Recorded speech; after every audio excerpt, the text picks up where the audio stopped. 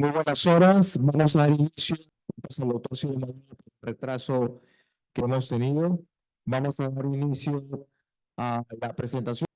Todos sabemos que ahorita estamos en alerta por el tema de viruela del mono, nueva cepa. Y todas las entidades de salud nos estamos preparando. Todavía estamos en el caso cero.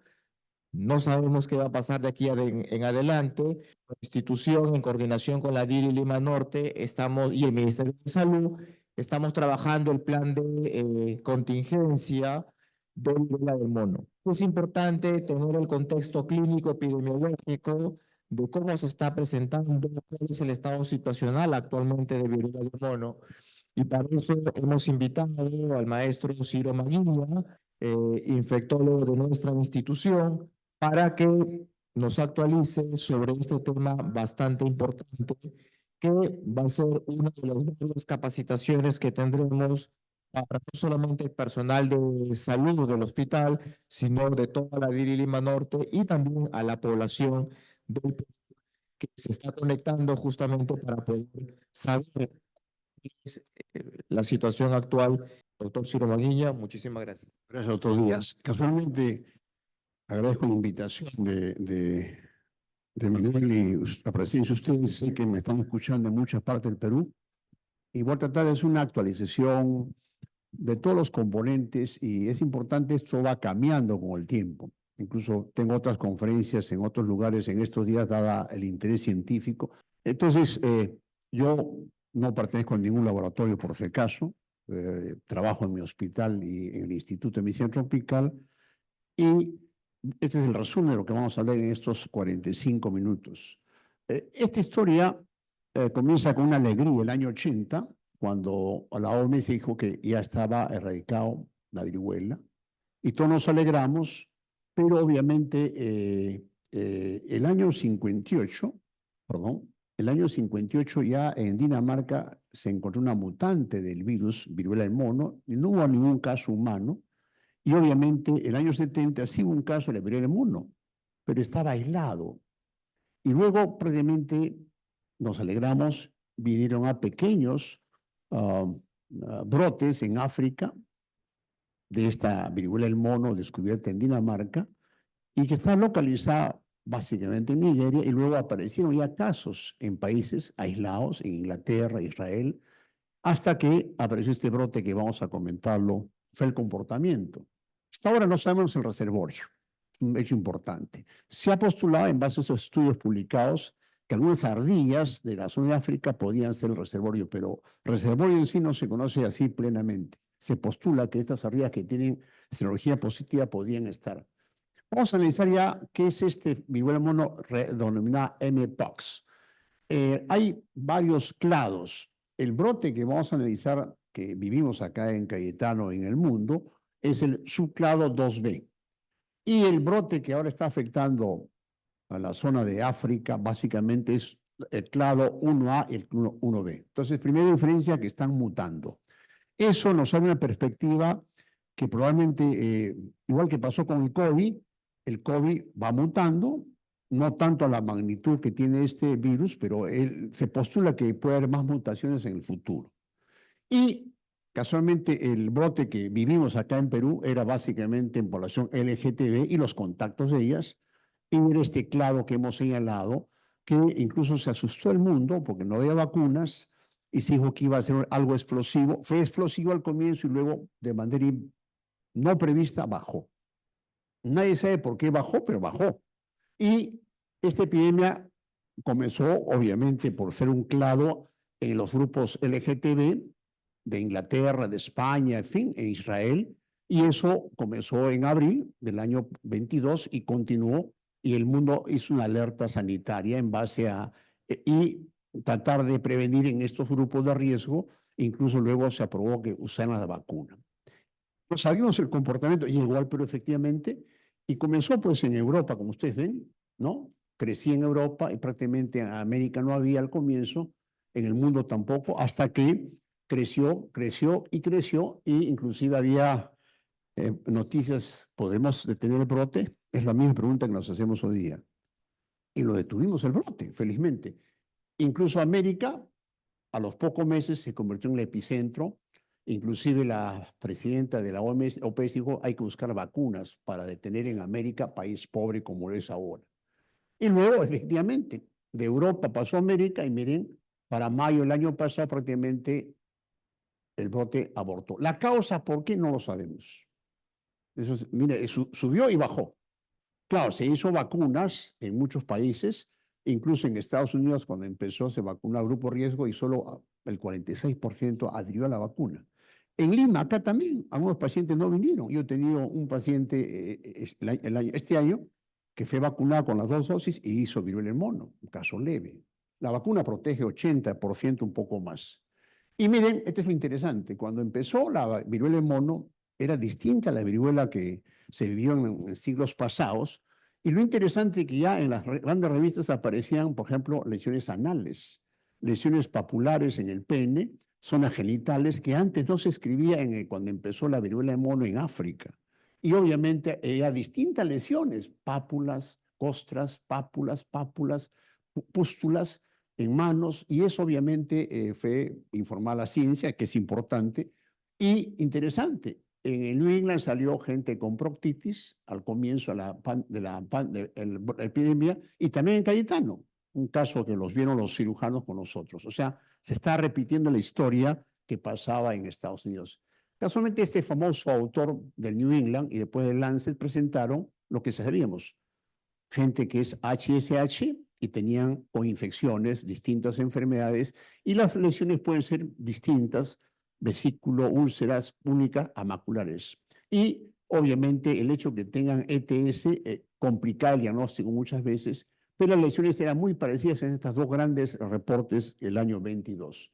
Pero esto fue una cosa que llamó la atención, la presencia a nivel rectal, como un tema que antes no se escribía, y por eso inclusive se hablaba que no había tantas lesiones como antes. Miren, las lesiones eran pocas, comparadas con las clásicas lesiones que eran de 100 o 1000, ¿no? Entonces estamos asistiendo en el mundo, esta es publicación internacional, a estas formas clínicas. Y en este estudio también de esta revista aparecía que en España lo mismo, lesiones anogenitales y orales. Siempre la población que hemos comentado, ¿no? Y aprendimos que, bueno, una vez tuvieron, y resulta que aparecía casos por segunda vez, hacían un nuevo brote de viruela del mono. Y el reporte que se tuvo el año pasado, que prácticamente hubo escasos que hacían nuevamente otra viruela del mono, no se sabe por qué. Es un tema interesante, pero no había mucha recurrencia como concepto de clínico. Pero todo no bajó cuando bajaron para mayo del año pasado. El mundo estaba controlado y había afectado a más de 111 países, con poca mortalidad, ¿no? Esto es un poco, ya la OMS dijo, ya hemos controlado, y finalmente eran 93 casos confirmados, y tal como dije al comienzo, fue el clado 2B, con muertes que llegaron a 208. O sea, en términos de letalidad fue baja, sí afectó a muchos países, inicialmente Europa y luego América. ¿Qué pasa con el nuevo brote? Miren ustedes el mapa de África. El África siempre olvidada, golpeada por tantos males. Fíjense acá, en Congo se reportó del año pasado a este año numerosos casos en población LGTB y población no LGTB. Y eso obviamente al comienzo alertó y hizo que, miren, en este reporte eran muchas provincias de Congo. Miren la cantidad de casos que se comenzó a reportar y las muertes. Y apareció muertes en niños, en adolescentes y preescolares. Eso llamó la atención en Congo y luego casos aislados en Uganda, Ruanda, etc. Esto está publicado en esta revista que hemos sacado de Internet, del Up to Date. ¿Y qué cosa es lo que vemos hoy día este brote? ¿Por qué preocupa este brote? Por esto, que hay dos cepas, el subclado 1B, que es el que muy parecido a lo que pasó con el brote del año 22, y el otro subclado 1A, que es el que se da en niños, en población heterosexual. ¿Qué va a pasar esto? Fíjate, en este editorial hablan de una zoonosis en la comunidad. Recuerden, zoonosis tenemos leptospirosis, tenemos carbunco, tenemos peste, brucela, y eso es interesante como un tema que están investigando. El comportamiento al comienzo asustó por la mortalidad, pero se ha visto que la tasa es 3%, no es tan alta. Repito, al comienzo la noticia inundó las redes y África no tiene condiciones sanitarias que permitan bajar la letalidad. Pero gran parte han sido en Congo, repito, como brote que pasó el concepto clásico. Y es por eso que la OMS ya detectó este tema y lo ha declarado el 14 de agosto prácticamente como un tema de epidemia, una emergencia de salud pública. Entonces, un poco cómo ha ido pasando la información. Ahí está la publicación. La clínica. En realidad, la clínica de lo que se ha visto en la República de Congo, los reportes que hemos revisado, es muy parecida a la que hemos vivido el año 22 y 23, siempre en periodo de incubación, que hace que probablemente muchos casos no sean sospechados, solo sospechan cuando hay lesiones en piel. Pues es importante siempre un proceso infeccioso que llegue, y en Perú estamos cansados de ver dengue, ¿no? Cada rato, entonces no va a ser que el pseudo-dengue sea realmente el inicio. Entonces siempre un PIG debería preocuparnos, y más si tiene ganglios, ¿no? Y si tiene dolores musculares. ¿Qué enfermedades dan dolores musculares en Perú? Leptospirosis, brucelosis y chikungunya, para recordar, ¿no? Entonces siempre alguien que venga un PIG con dolores musculares, ojo, podría ser que esté incubando. Y estos son síntomas que se han agregado al dolor anal como un tema que hemos ya comentado en la Broadband y dificultad para orinar, un tema que antes no se describía. Y la clínica es obviamente la clásica, son las lesiones que vamos a analizar, que es muy importante. Acá sí hay como 40 enfermedades dermatológicas. Yo también soy dermatólogo, por eso tengo la suerte de ver, y el año 22 diagnostico un caso que se le pasó a un dermatólogo a nivel privado y creó una alarma en esa clínica que trabajo. Y es esto, solamente dice después de un proceso infeccioso va a haber, miren, máculas, pápulas, vesículas, pústulas y costras que demoran 21 días. Es lo que dice la teoría. Ese es cierto, la media, y eso es lo que hay que ver, y nos llega, puede ser una, dos o más vesículas o lesiones, como estas que se muestran. Estos son de Perú, por si acaso, de nuestros pacientes. Un paciente con lesiones en la espalda, más de 100 lesiones, y otros en la mano, ¿no? En distintos estadios. Y este es el paciente que tuvimos, era un paciente VIH no controlado, pero que no se complicó felizmente. Miren las distintas lesiones que uno tiene que sospechar en las emergencias, en los consultorios. La clásica varicela que siempre se tiene, los herpes, bueno, el virus Coxsackie, que también, miren, puede confundir en niños especialmente, los herpes de todo tipo, y herpes zóster, foliculitis a nivel de piel por estafilococo, miren, eso se ve mucho en las emergencias. Acarosis. Acarosis es una enfermedad que muchos no lo piden, que da urticarias. No va a decir que alguien tenga ácaros, resulta que es la viruela mono. Y eso vemos bastante en dermatología. Yo en la práctica privada mucha urticaria y muchos son acarosis. Este es en un niño. Mire, este es un paciente mío que tuvo un ectoparásito. Ahí está, de Modex y dermatofagoides. O sea, toda urticaria con pápulas deben sospecharnos también viruela mono. Gonococo, que felizmente gonococo es una enfermedad poco frecuente, pero puede ser que haya gonococo. Vieron en el año 22 que hubo gonococo, herpes en los pacientes HS, rosácea, varicela zóster, tiñe en la barba, podría ser. Miren, todo lo que hay que aprender un poco de dermatología. Todo está en este Up to Date, luego al doctor Díaz le voy a dar para que lo saque. Es lindo, con fotos preciosas para tener una idea de cuán complejo es el diagnóstico diferencial. Acné, que eso se ve cada rato. Estos son pacientes con VIH, de mis pacientes que me acuerdo que con targa, buena evolución, tenían esas máculas que, en unas pápulas, ¿no? Psoriasis, que también se ve, hay distintas formas de psoriasis que también pueden confundir. Este es un paciente peruano que vino de Estados Unidos, le dijeron que tenía una cosa rara, fue un pénfigo vulgar, que también da lesiones en la boca. Podría confundir también con esta enfermedad. La verruga peruana, que he trabajado toda mi vida, miren, parece una varicela, que felizmente está controlada. Ojo, verruga peruana, el año pasó un brote por acá, por Ollón, y tuvimos casos de huacho de verruga peruana.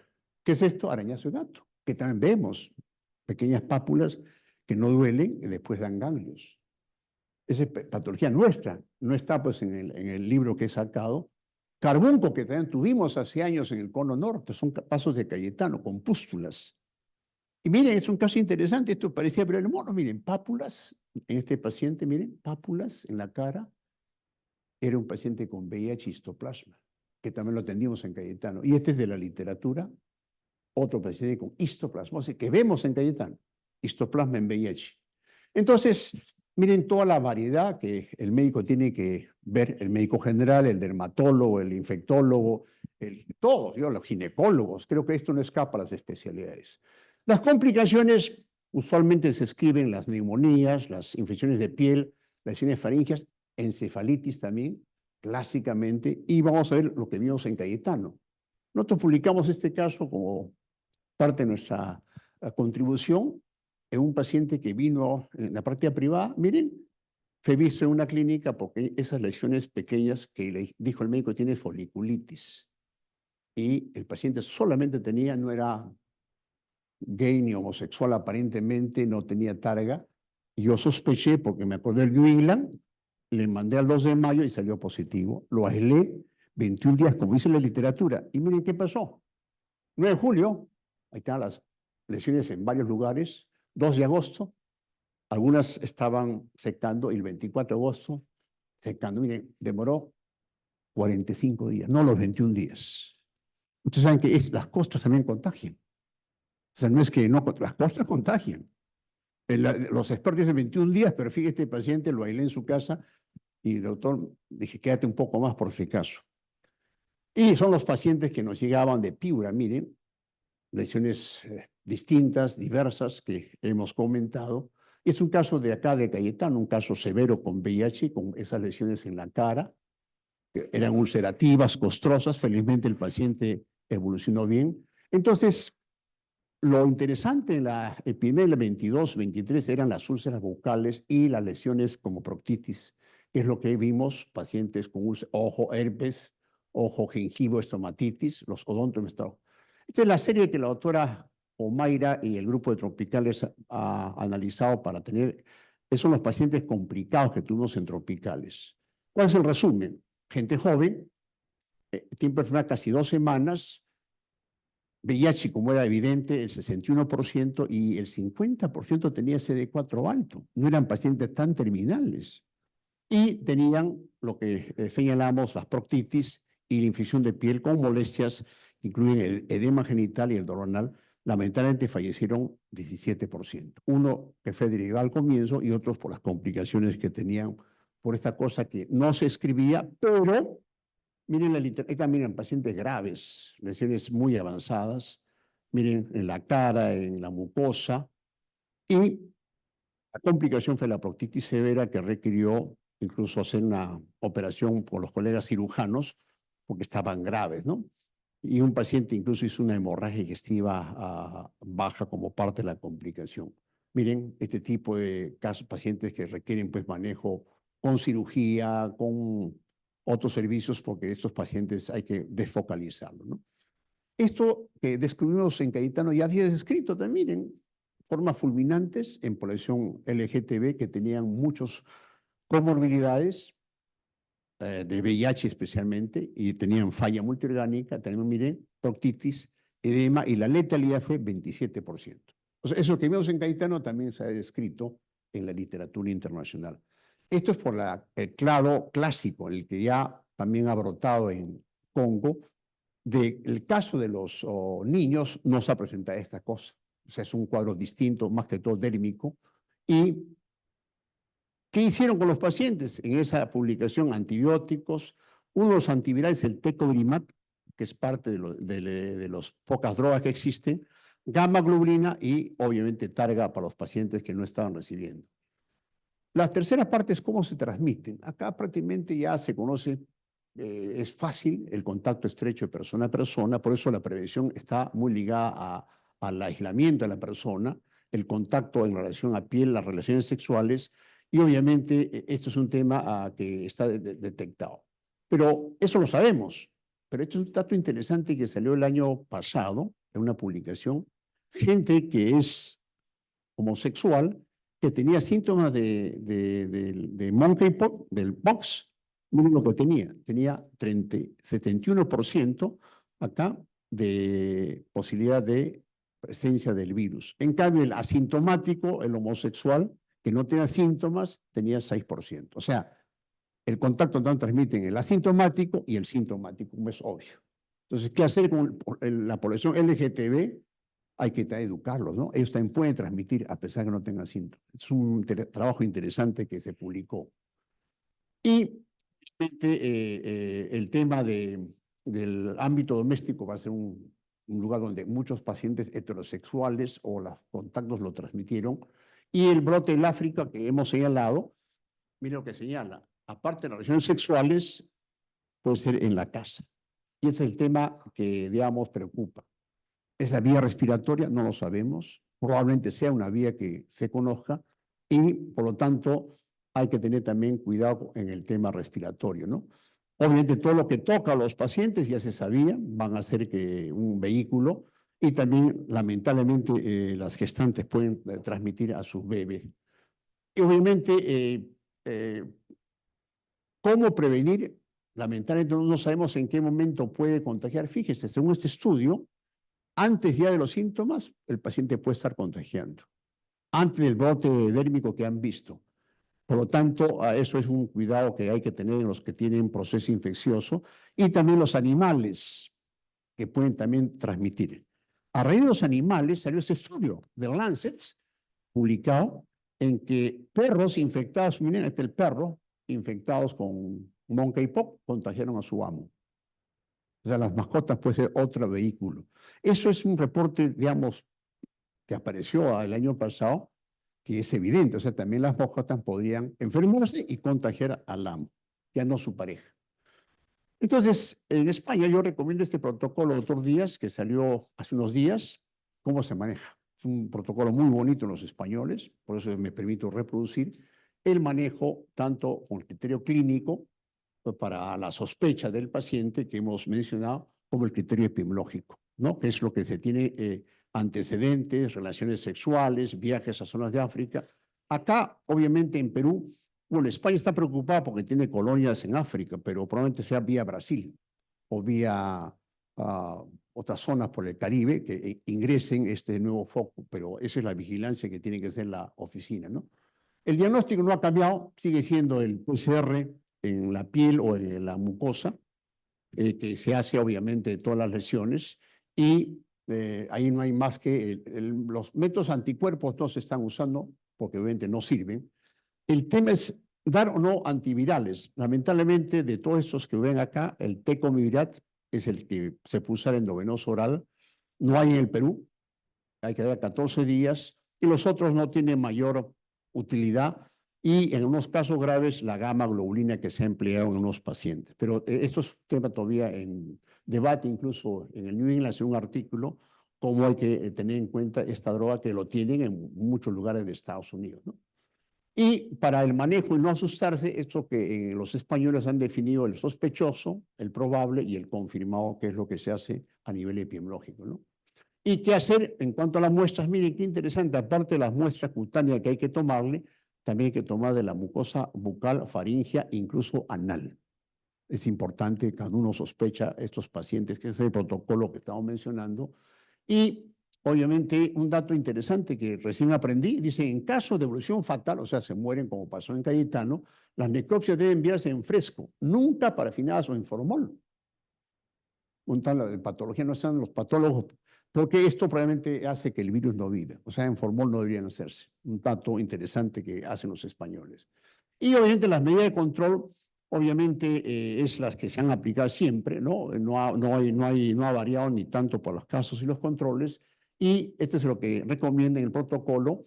Un tema interesante, controversial, que dice que no es necesario el aislamiento en domicilio, aunque, dice, hay que ser que la población vulnerable tenga que tener el cuidado. En realidad, yo prefiero aislarlo. El tema es que hay condiciones para aislarlo en las casas, en los hospitales. Es un tema, por eso ellos dicen, como es un tema que se conoce, mejor tenga la higiene, el cuidado respectivo, los objetos, más que aislarlo los 21 días como antes se hacía. El tema ya de los que tienen síntomas respiratorios, las mascarillas, el contacto con animales, todo lo que se hace en medidas de bioseguridad, ¿no? Y el manejo hospitalario prácticamente es un manejo estricto, ¿no? En cuartos individuales, el aislamiento con todos los equipos que corresponden cuando uno maneja pacientes como hemos hecho en la época del COVID, y obviamente tener todos estos equipos necesarios para que, digamos, esta enfermedad pueda no contagiar al personal de salud. Dicen, no se recomienda el uso de calzas, no sé a qué se refieren debe ser esas botas que se ponen, ¿no? Es lo que recomienda esta guía española, ¿no? Y la última parte, las vacunas, que es ya un análisis breve que hemos hecho. Esta vacuna, la vacuna Genius, que es la que fue hecho por este laboratorio Bavarian, es la aprobada hoy día y ya en Estados Unidos es comercial desde este año, en abril, igual en Canadá y en Europa. Pues hay esas vacunas que son ya vacunas danesas con nombres de cada país y lo que se recomienda es 2 dosis pasado un mes. Hay una vacuna japonesa que la OMS ha dicho que puede servir, igual que pasa con el dengue. Ahí recuerdan ahí la famosa Takeda de dengue que ya el ministerio ha comprado. Esta vacuna todavía está en veremos, por si acaso no se emocionen, ¿no? Hay también los rusos, tienen su vacuna, que también no ha sido aprobada. Y la otra vacuna, obviamente, que es una vacuna hecha en Norteamérica, tiene sus bemoles, ¿no? Repito, esta vacuna FE ya tiene aprobación desde el año 13, ¿no? Y ¿cómo se aplica? 2 dosis hasta 35 días y la dosis usual es subcutánea. Y un tema interesante es cuánto tiempo protege, nadie lo sabe. Los expertos señalan que pueden repetirle después de 2 años. Los pacientes que han sido vacunados en Cayetano, los grupos riesgo, ya pasó 2 años. Probablemente tengan que recibir una dosis de refuerzo con esta vacuna Genius. Y efectos adversos, felizmente son leves, como toda vacuna. Un dato interesante, da hiperpigmentación, para que no se asusten los pacientes. Y el resto, según este reporte, la forma subcutánea es menos peligrosa que la intradérmica. ¿Por qué menciona la intradérmica? Porque es un hecho que pasó. Resulta que esto es también en esta referencia de vacunas, resulta que cuando hubo el brote anterior no había vacunas, había escasez. Entonces hubo un estudio previo que usaban vía intradérmica en adultos y protegía igual que la subcutánea. Y por eso es que esto también se aplicó en el brote anterior, dado la escasez, en base a este estudio que protegía, pero tenía más efectos adversos. Incluso acá los europeos sacaron el uso intradérmico de esta vacuna, dado la carencia. Y probablemente esto vamos a tener que hacer acá. Ahorita no hay vacunas en el mundo. Probablemente cuando llegue acá, si nos falta, vamos a tener que hacer lo que hicieron los europeos, dar la quinta parte.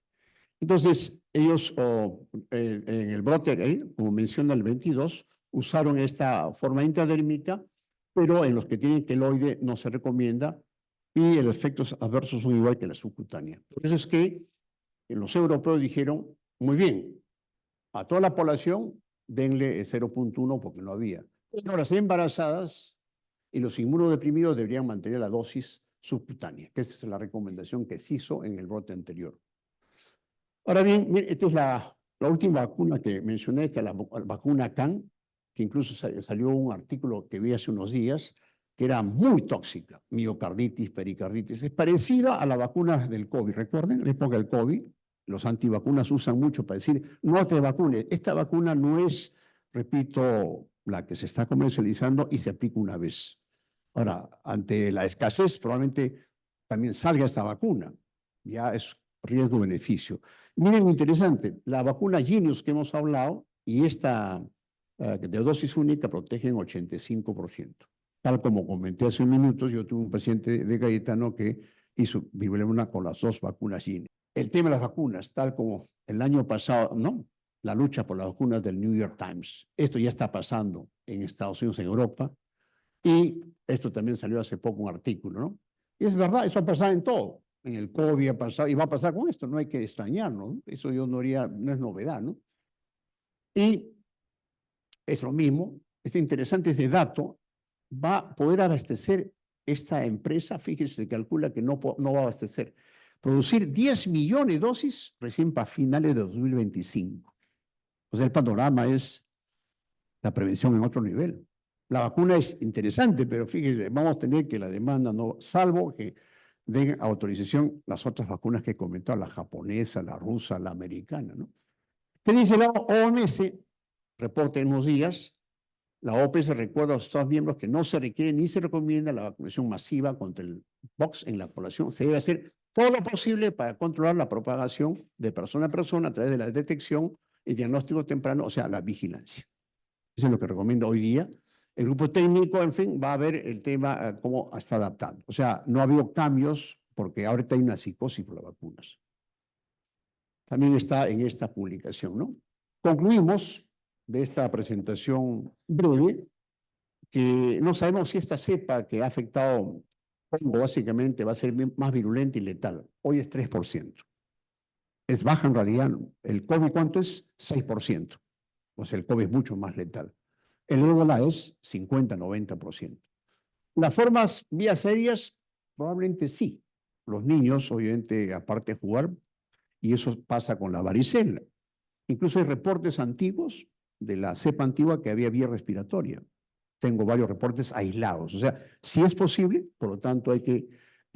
¿y se va a controlar en África? Creo que no. África es un país en abandono, ¿no? Y obviamente el tema es que hoy sabemos en las guías que el grupo riesgo es el que se vacuna y los contactos, laboratorio y personal de salud. Eso llegará al Perú, no lo sé, es un tema ya de la que haga el gobierno y tal como pasa en las epidemias y brotes, el tiempo y la vigilancia lo definirá. He querido en esta media hora, otros días, es un recuento histórico de los avances científicos y todavía tenemos misterios de lo que pasa en Congo. Y es un tema que se está analizando por los epidemiólogos, pero creo que Cayetano siempre ha dado el ejemplo de prepararse con tiempo y por eso ponía esas 40 láminas de piel porque por ahí va a entrar. Y eso va a pasar en todos los hospitales y no le pase como ese colega que pensó una foliculitis y era viruela. Si hay preguntas, con todo gusto y muchas gracias.